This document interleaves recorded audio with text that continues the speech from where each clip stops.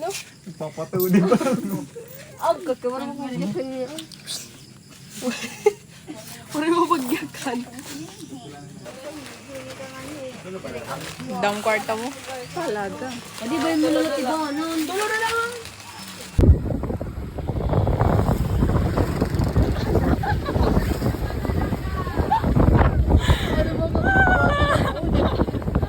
Tang ina yung research.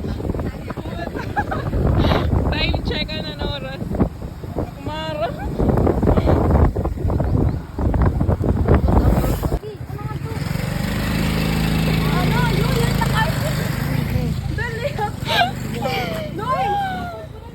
Folder.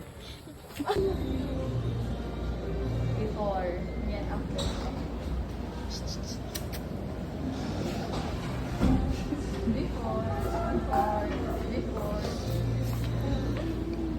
Awareness and budgeting strategies among grade 11 ABM students. So before we start our presentation, I would like to introduce my members first. First is Marina Lili Afable, Hannah Kim Boyo. Our study is every person needs to budget and make investments in order to survive for their everyday expenses. But some students might not know anything.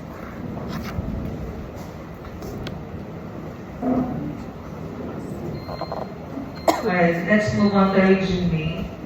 Okay, for your question, can you state the three problems or statement of the problem?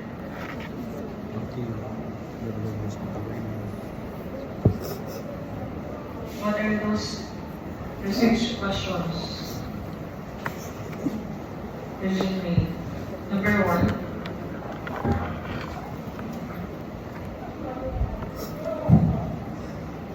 Use your microphone.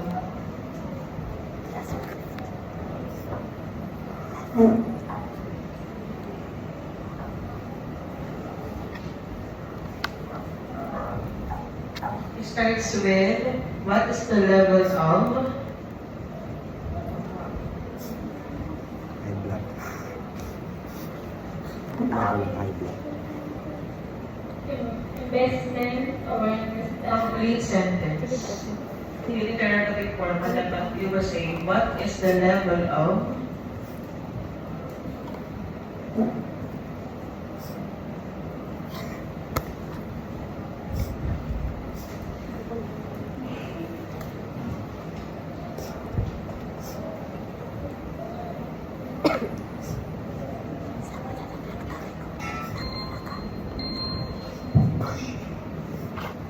Alright, next. Angelita. Alright, Angelita, for your question, what research method did you use and why was it appropriate for your study? Oras lang, hindi niya ang kanina nila din. Gumamit kami computer. Comment by pangkuha kami computer interrogation method para magbaruan kung may dapat correlation and budgeting strategies and investment awareness. Alright, thank you, Angelita.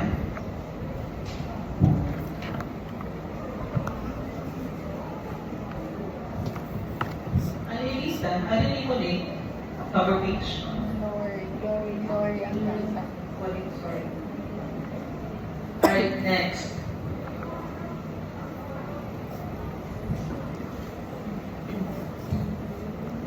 Where is Marian? Marian and Rose? Marian and okay.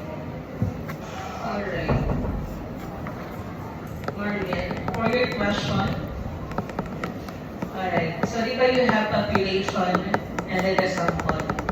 Kindly identify the population and how did you get this sample size?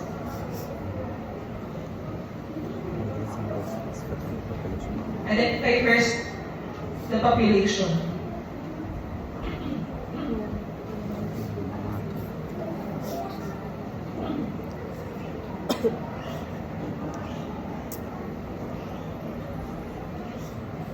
Kadali ko na slogan. Puro yung bilang dito. Panay pala yun.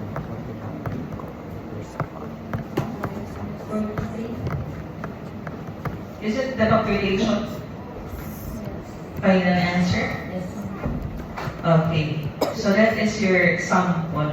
When we talk about population, again, in your title pa lang ha, the investment awareness and the budgeting strategies among grade 11 students. Meaning, all grade 11 students is included in your research account. No, the population. Then, going to the next question naman. Let's go to Jericho. Alright. For your question, we already determined the sample, correct? 43. Alright. So what is the method that you use to determine the 43 students?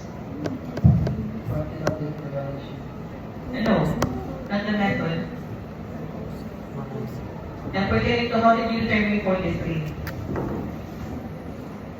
What sampling technique? What sampling technique do you use? Okay, that starts now.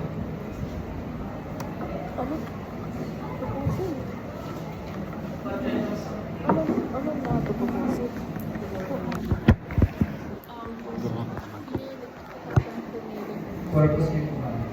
Tama din. Purposely. Please explain purposive. Purposive random sampling. Please explain.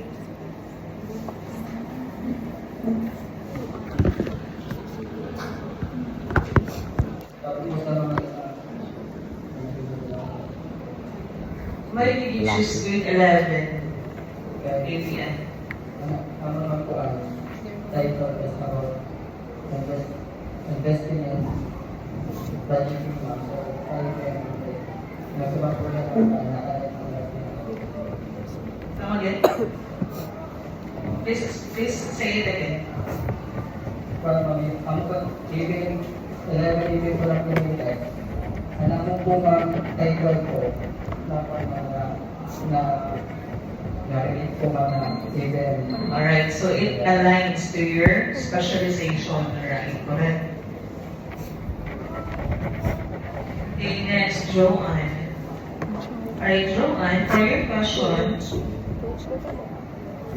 what are the key findings of your study? What are the key findings of your study? Assess the level of investment.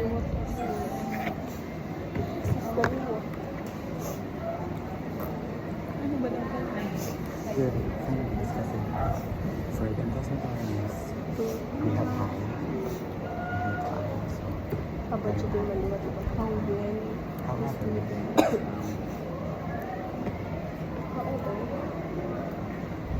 when it comes to with correlation with the goals of the variables, we are able to come up with correlating between the two. Therefore, there's no significant relationship between the two variables. Yes. The result in investment is high, also in the budgeting, but when we,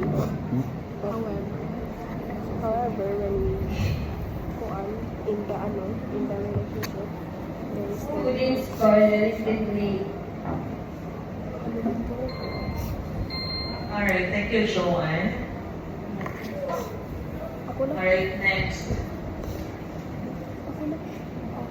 Alright, Noemi, for your question, in connection to the question of Joanne, please answer the main or key concept that you formulated. What is the main findings that you come up? So, ang findings ng ma'am is, ang mga findings is, investment awareness and budgeting strategies na even ma'am may niliyad ako nga main, which is high, kumbaga, ang nila yung pinaka-mostly down, kumbaga yung pinaka-main total. Doreya ko ang significant relationship between the investment awareness and Greater than budgeting strategies. Kay, kumbaga man sa nga tao maaraw mag-invest, dili ibig sabihin mo maaraw na tira mag-budget or vice versa.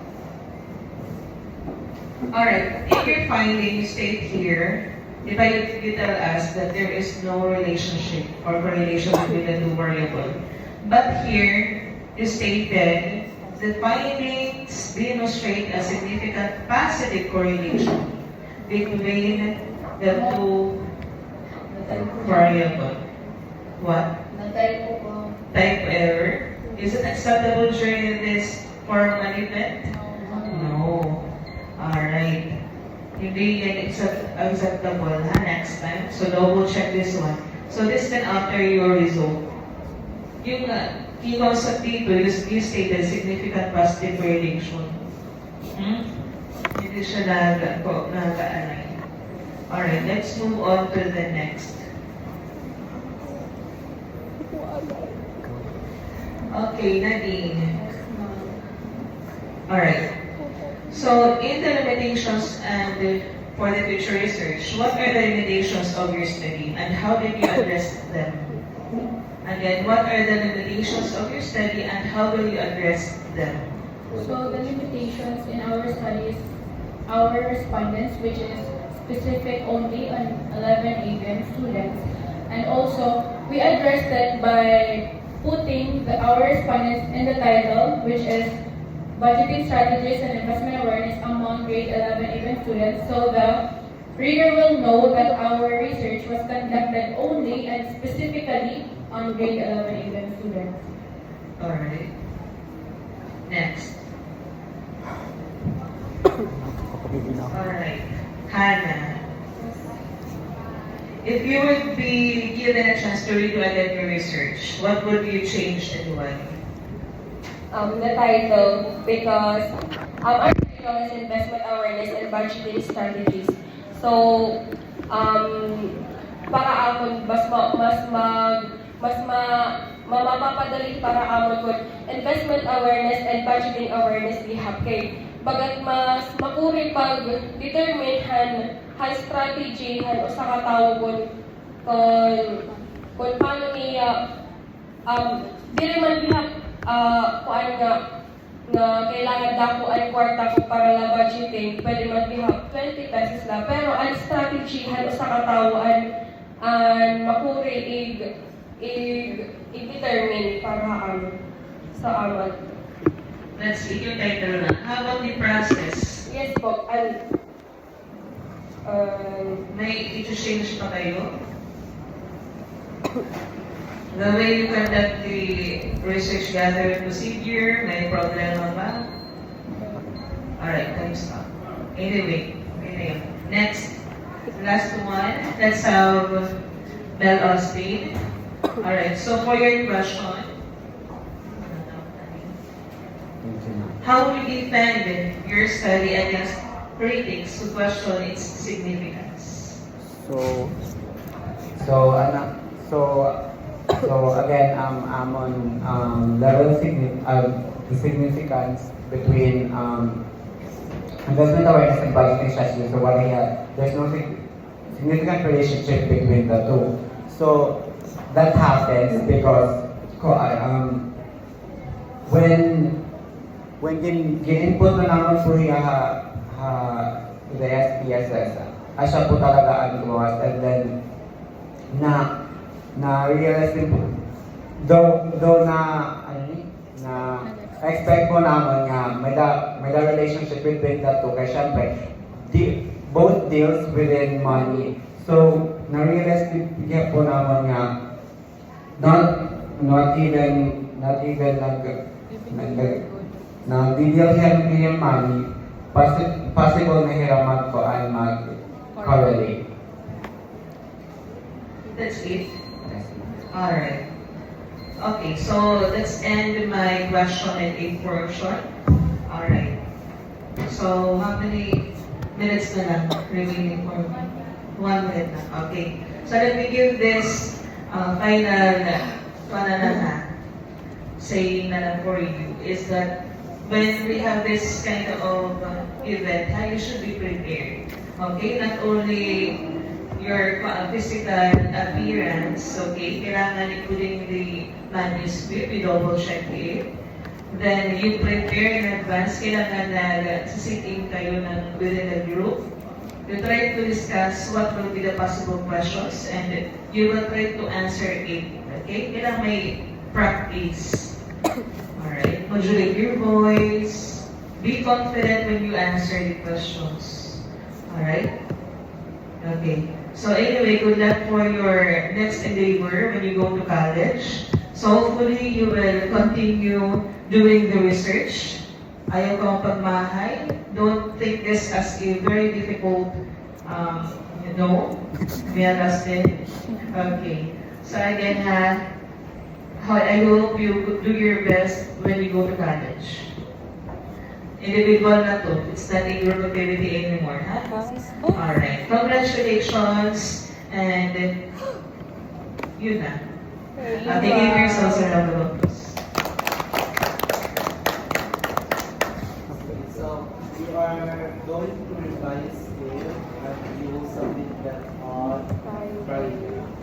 Okay? Claro? Yes, sir. Let's have the pictorial para magkakaroon ko pinulatan ng dahil kung ikaw mag-graduate ko, you don't absent.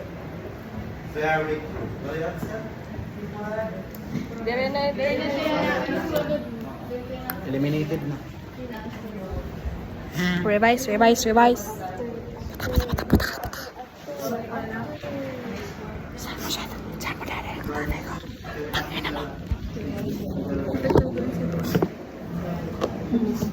Ikaw ano dapat may yayakan ka. Pasa-pasa.